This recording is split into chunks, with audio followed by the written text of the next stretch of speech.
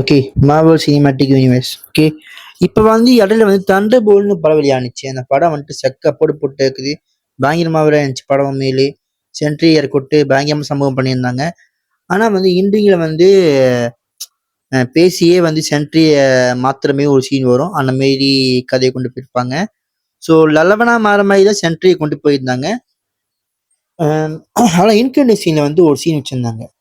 Fantastic four கப்ப வந்து எம்சியூக்குள்ள வர மாரி ஒரு சீன் காமிச்சிருப்பாங்க. ஆனா நெறைய பேர் சொல்லியிருந்தாங்க.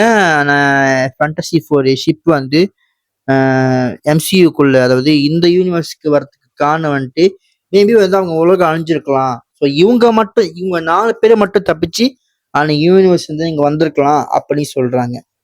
ஆனா வந்து இன்னொரு தியரி எப்படி போகுதுனாக்கா மேபி வந்துட்டு அந்த 4 பேர்ல இருந்து ஒரு ஆள் மட்டும் அந்த யூனிவர்ஸ்ல பூமி இந்த யூனிவர்ஸ்ல வந்து மாற்ற மாதிரி அந்த அந்த ஒரு ஆள் தேடிதான் வந்து இந்த 3 பேர் வந்து வர்ற மாதிரி கதை இருக்கும் நிறைய பேர் சொல்றாங்க.